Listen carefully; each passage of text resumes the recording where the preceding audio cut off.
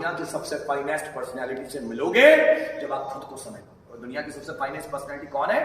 आज जाना घर में देखना, मिरर में नजर आएगी आपको। इस दुनिया में आपसे ज्यादा फाइनेस्ट पर्सनैलिटी इस दुनिया में कोई नहीं है, लेकिन हम उससे रूबरू ही नहीं होते कभी। हम दूसरों को देखने में लगे हुए, देखो वो कितना अच्छा करता है, वो कितना खराब करता है, वो कितना अच्छा करती है, वो कितना खराब करती है, उसने कितने अच्छे मार्क्स लाए, उसने कितने बेकार मार्क्स लाए, वो कितना घमंडी है, वो कितना ईमानदार है, वो कितना बेईमान है, वो कितना अच्छा है।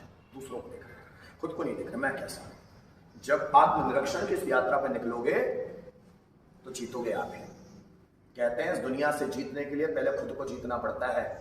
मन के जीते जीत है, मन के हारे हार। जिस व्यक्ति ने खुद को जीता, शहंशाह बनने का हक भी उसी को है।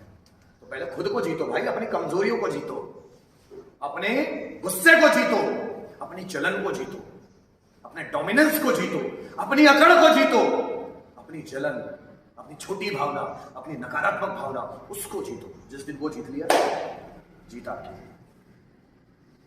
अपने अंदर के बुरे भावों को जीत लो, उनको जीत डालो। ये बुरी भावनाएं आनी नहीं चाहिए, जीत डालो। और यही व्यक्ति विनर है।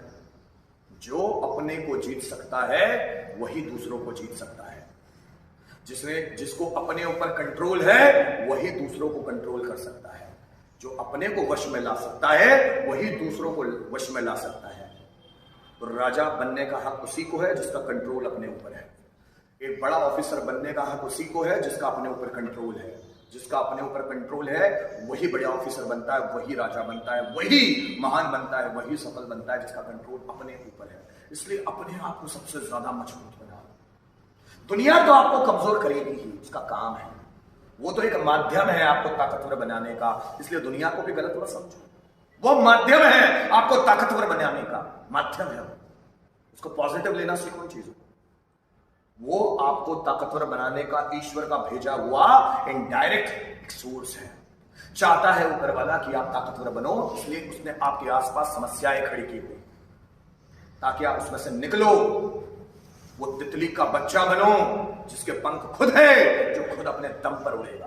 और जो अपने दम पर उड़ सकता है, तितली बनने का हक भी उसी को है। क्या मेरी बात समझ में आ रही है? इसमें आपकी मदद कोई नहीं करेगा, कोई नहीं करे तो बहुत अच्छी बात है, लेकिन कोई नहीं करेगा। माँ बाप भी नहीं करते। आपको ही मदद करना हो। किसी नदी में गिर जाओ ना तो दो ऑप्शन होते हैं। अगर तैरना आ जाता है तो तैर लोगे, और अगर तैरना नहीं आता है तो दो ऑप्शन है, या तो हाथ पैर खूब चलाओ जब तक बचना जाए, या मर जाओ। वैसे ये जिंदगी की नदी है, इसमें गिर गए तो इसलिए सबसे पहले तैयार करो खुद को कि हमको तैरना आए। कि अगर मैं किसी बड़े समुद्र में भी गिर गया, बड़ी नदी में भी गिर गया, तो खुद को बाहर निकाल पाऊं। इसलिए जब ए.आर. रहमान अपना करियर बनाने के रास्ते में आगे निकले तो ए.आर. रहमान ने क्या किया पता है? ए.आर. रहमान आज भारत के सबसे बड़े म्यूजिशियन में से एक है। ए.आर. रहमान सुना है? ए.आर. रहमान ने सबसे पहले ड्राइविंग सीखी। ड्राइविंग पहले ड्राइवर का काम सीखा उन्होंने कि अगर मैं जिंदगी में कुछ नहीं कर पाया तो कम से कम 15-20 हजार रुपए ड्राइवर बन के कमाऊंगा। तो पहले उन्होंने तैरना सीखा ताकि किसी बड़ी नदी में गिर भी जाऊं तो तैरना आता होगा तो बाहर निकल जाऊंगा। इसलिए उन्होंने ड्राइविंग सीखी, पहले तैरना सीखा। बात समझ में आ रही? मेरे एग्जांपल समझ में आ रहे? फिर उसके बाद वो म्यूजिक डायरेक्टर की फील्ड में गए, फिर म्यूजिक पर काम करना शुरू किया, फिर पीछे मुड़कर देखा ही नहीं, वो बढ़ते ही चले गए। लेकिन एक संभावना थी कि अगर मैं फेल हो गया तो ड्राइविंग का काम करके घर परिवार चला लूंगा। एक स्किल सीख ली उन्होंने पहले, फिर आगे निकल गए। इसलिए जिंदगी में अगर डूबना नहीं चाहते तो स्किल्स ज्यादा से ज्यादा सीखो। अगर ये काम नहीं है तो ये काम नहीं है तो ये। बात समझ में आ रही है? इसलिए ऑप्शंस हमेशा होने चाहिए। वही लोग ज्यादा फ्रस्ट्रेटेड होते हैं जिनके पास ऑप्शन ही नहीं होता। लेकिन अगर ऑप्शन नहीं है तो ये तो अच्छी बात है, और अच्छी बात है, और अगर ऑप्शन हो तो ये और अच्छी बात है। जैसे कहा जाता है अकबर के बारे में कि अकबर जब भी युद्ध लड़ने जाए, अगर नदी पार युद्ध है, नाव लेकर गए तो पूरी नाव जला दे। अब उसके साथियों को बोलता था वो, अब तो सिर्फ आगे ही जाना है, अब तो लड़ना है या मरना है, वापस नहीं जाना है। तो नाव जला देता था पूरी नाव। आप तो जीतेंगे भी तो शत्रु सेना की नाव लेकर जाओगे। तो अगर आप चाहते हो कि वापस जाओ अपने परिवार के लिए, अपने बीवी बच्चों के लिए जीना चाहते हो, तो वोट लगा दो शत्रु सेना की। तो उसके सैनिक धूम मचा के लड़ते थे। मैंने राजपूतों के बारे में एक बुक पढ़ी, उनका उस बुक का नाम है महाराणा।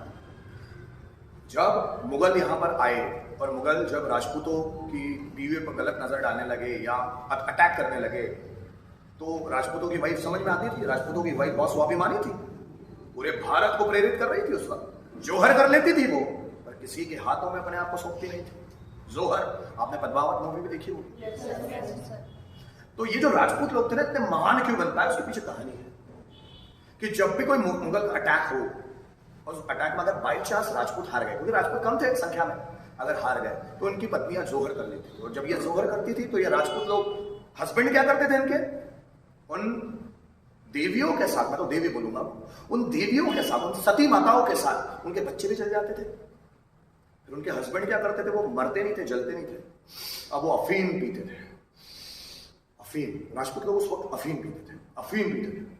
अब जाते थे वो रण युद्ध में तलवारें लेकर, अब मरूंगा या मारूंगा, और राजपूत जीतते थे कि अब या तो मरूंगा या मारूंगा। जीतने का हक उसी को है जो अपने आप को नियति की भेंट चढ़ा चुका है। मरना भी हो तो मरे। जिसको कंफ्यूजन है वो जीत नहीं पाएगा, जिसको अपनी प्रतिभा पे शक है वो जीतता नहीं है। दम लगा के मेहनत करो, नहीं तो मरना निश्चित है। इसीलिए अकबर भी करता था, नावों को जला देता था कि इनमें दम आ जाए। ये राजपूतों में भी दम क्यों आता था, अफीम चढ़ा लिया, नशा कर लिया, आप तलवार उठाते थे, आप आना दो, कौन सा मुगल आ रहा है, आप फिर लड़ते ही चले जाते थे। एक से एक राजपूत हुआ, एक से एक राजपूत, और जीतते थे, बहुत युद्ध जीते।